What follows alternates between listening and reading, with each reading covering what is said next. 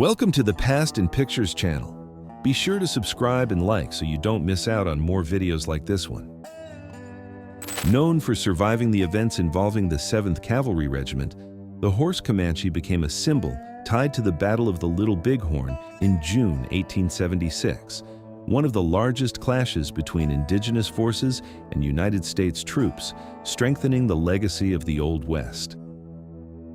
The 1874 expedition, led by General George A. Custer into the Black Hills, marked a turning point in escalating conflict between the United States government and indigenous nations, since treaty violations increased tensions and later helped lead to the Sioux Wars. Bloody Knife became a notable figure by serving as a scout for Lieutenant Colonel Custer during the 1873 Yellowstone expedition, an operation meant to protect American railroad engineers during territorial expansion and conflicts with indigenous nations, influencing United States advances into traditional native lands. The Alaska Gold Rush between 1898 and 1900 drew thousands of adventurers into the interior, determined to find fortune in harsh land, crossing huge distances of up to 1,400 miles, a surge that sped up the growth of northern towns. The gathering of 40 indigenous canoes at Daya around 1897 shows the impact of the Klondike Gold Rush, when native peoples in the Alaska region helped explorers and prospectors with transport and navigation, showing intense contact between different cultures. The Taos Pueblo Adobe complex in New Mexico has existed for centuries and is recognized as a UNESCO World Heritage Site. Between 1879 and 1894, indigenous communities still maintained traditional architecture while resisting settlement pressures and cultural assimilation. Press correspondents recorded a group crossing 275 miles from Omaha on October 24, 1866, showing the importance of the Union Pacific Railroad expansion, which drove development in the American West and transformed communication and migration in the 19th century. Union Pacific Railroad leadership met 250 miles west of Omaha in October 1866, an emblematic moment in United States railroad expansion that enabled economic integration of the territory and sped up the country's development toward the Pacific. Workers and engineers involved in expanding the United States rail network played a crucial role in the 1860s when the Transcontinental Railroad linked the East and West, driving economic development and speeding up settlement of the American interior. Chinese workers were essential to United States railroad expansion between 1865 and 1869, especially in places like Nevada, where camps such as Brown Station became critical points for building the Central Pacific Railroad, driving economic progress and territorial integration of the United States. Workers built track for the Prescott and Eastern Railroad in Arizona Territory around 1898, a crucial stage of United States railroad expansion that boosted economic integration and sped up development in the American West in that period. The search for oil in the United States drove economic and technological change in the late 19th century, and the 1895 oil discovery in Mexican Hat, Utah, became an important milestone for energy exploration in the western United States, supporting regional development. After major silver deposits were found in Nevada, the Gould and Curry mine became a landmark during the mid-19th century Western gold and silver boom, driving heavy migration, rapid urban growth, and stronger local economies. Stacks of silver bars point to the mining boom that transformed Colorado in the late 19th century, boosting the local economy after major deposits were found in places like Leadville. The year 1898 marked the peak of this cycle before decline set in as metal prices fell. Heavy activity on Chestnut Street in Leadville, Colorado shows the peak of the gold and silver rush that turned the town into an economic center in the last decades of the 19th century, drawing thousands of workers and shaping the American Old West. The Grand Hotel stands out in the center of Silverton, Colorado, photographed between 1890 and 1895, a period marked by intense silver mining that fueled the region's economic growth. Its construction reflects mine-driven prosperity and rapid Old West urban growth, cementing the town as a mining hub.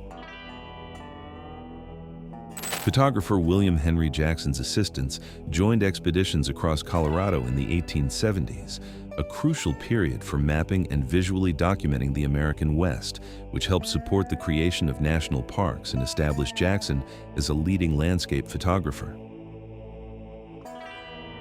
Broadway Avenue, a key business street in Abilene, Kansas, became a major Old West hub after the railroad arrived, attracting businesses like the Abilene Bank in 1875, a sign of regional economic development driven by shipping cattle to eastern cities.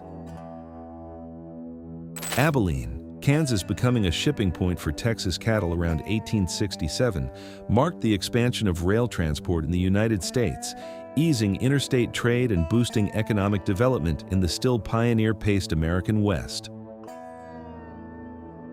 A horse swap during a patrol, recorded in 1890 by Grabble in South Dakota, reflects cowboy daily life during United States westward expansion when cattle ranching dominated the local economy and shaped the cultural identity of the Old West. Vaqueros, known as punchers, were vital to United States cattle expansion when the Aztec Land and Cattle Company set up operations in Arizona Territory in the 1870s and 1880s, accelerating regional economic development after the railroads arrived.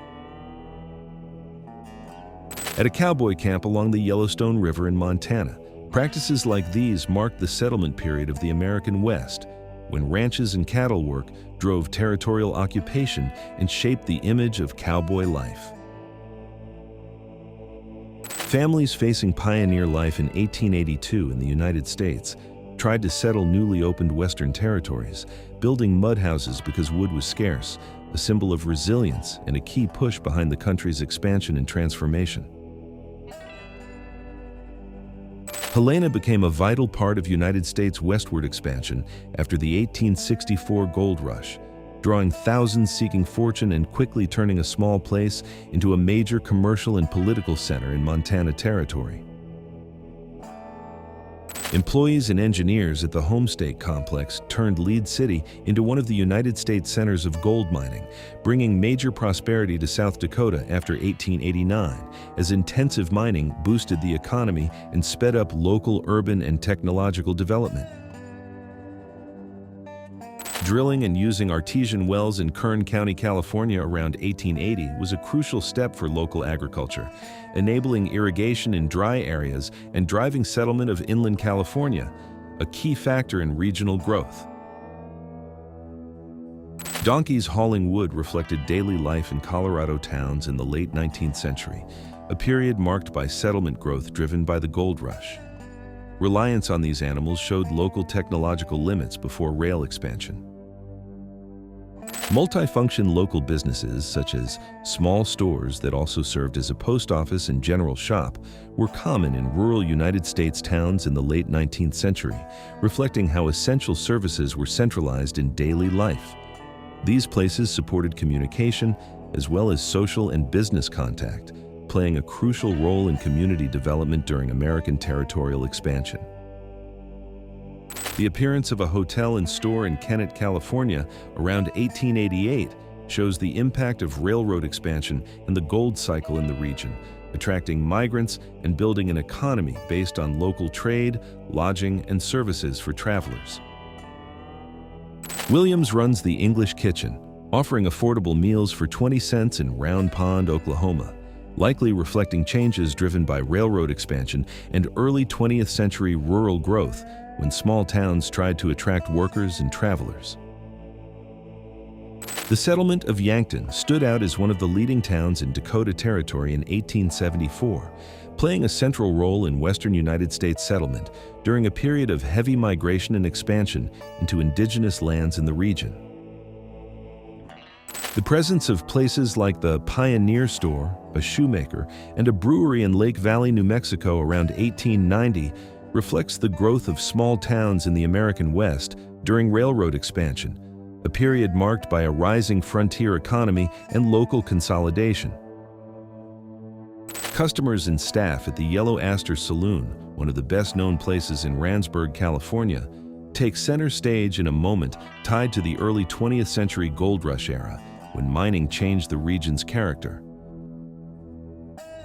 The J.W. Swart Saloon, established in Charleston, Arizona in 1885, became a meeting place for miners, cowboys, and travelers during American Old West expansion, a time marked by growing settlements and the search for mining wealth in the region. The Eagle Saloon was a typical social hub around the turn of the 20th century in Renton, Washington, a time when bars and saloons grew in United States towns as central places for community life before Prohibition, enacted in 1919.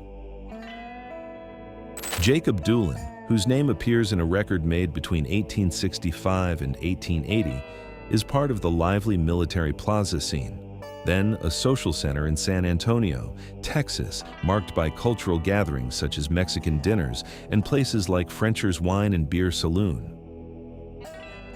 A building called the Bijou served as a gathering place and entertainment venue in small late 19th century towns, reflecting the peak of leisure spaces and local theaters in the United States, important for social and cultural growth during westward expansion. The arrival of the train at the Short Line Depot in Boise, Idaho, marked a strategic step in linking the state to the rest of the United States around the turn of the 19th century, boosting economic growth and easing migration, commerce, and new opportunity in the region. Ranches like the one mentioned in Mendocino County symbolize agricultural expansion and European settlement in the western United States after the 1849 California Gold Rush, driving regional economic growth and deeply changing the landscape and local social relations. Built during the Gold Rush boom, the house at Slippery Ford in El Dorado County reflects a milestone of settler expansion in mid-19th century California, a period that drove the rise of mining villages and contributed to United States economic expansion.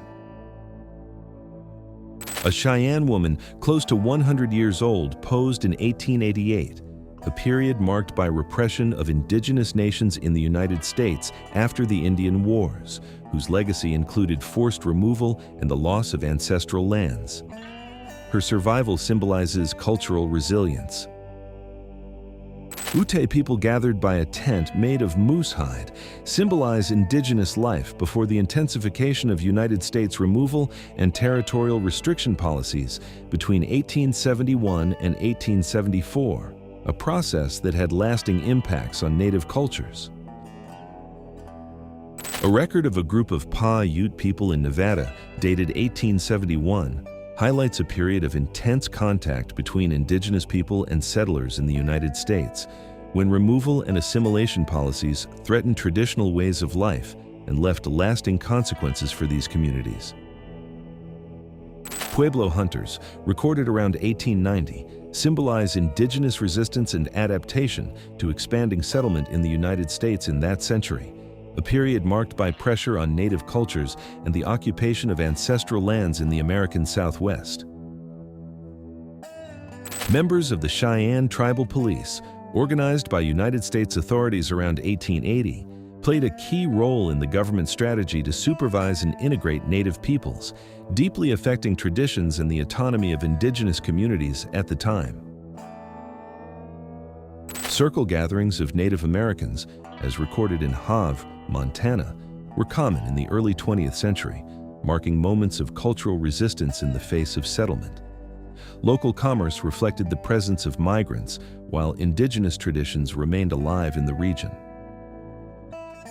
Indigenous communities in southeastern Idaho faced deep change from the late 19th century onward, a period marked by the strengthening of United States removal and forced assimilation policies that led to the loss of traditional lands and the disruption of long-held ways of life. Members of an Arapaho fraternity display ceremonial clothing near Fort Reno in 1886, when Indian Territory faced strong United States government pressure for forced cultural assimilation, a turning point that deeply changed Native ways of life. The Indian Day Parade brought together indigenous communities and residents of Omaha, Nebraska, highlighting on August 4, 1898, the Native presence in the region during festival and fair seasons, reaffirming cultural identities amid United States modernization. The arrival of Villar and Rufus Hatch in Dakota Territory, recorded on September 5, 1883, marks a key moment tied to United States railroad expansion, symbolizing how rail development drove economic and population integration in the American West. The departure of the first train to Perry in Oklahoma Territory, recorded on September 16, 1893, marked progress in settling and integrating the region with the rest of the United States after indigenous lands were opened, speeding up population growth and boosting local economic development. Siouxan indigenous camps spread across the North American plains before and during United States westward expansion in the 19th century, with mobile living spaces based on tipis and wagons that were essential for survival and adaptation in the face of colonization. Staff from the Daily Reporter newspaper helped build an active local press in Corinne, Utah, in the years after the first United States transcontinental railroad was completed, a phase that drove the region's economic and social growth during westward expansion. Family settlements, like the one recorded in Arizona around 1889, reflected expanding settlement in the American West, connected to the historical United States expansion movement known as Manifest Destiny, which brought deep social and economic changes. Camps like Fern Spring near Baker's Beauty in the Mogollon Mountains of Arizona, recorded in 1887, symbolize United States westward expansion marked by settlers, explorers, and workers in newly incorporated areas. Businesses like the F.B. Severs Cash Store, specializing in dry goods, groceries, and supplies, were essential for stocking small towns in the 19th century United States during westward expansion, supporting the development of newly formed communities in the region.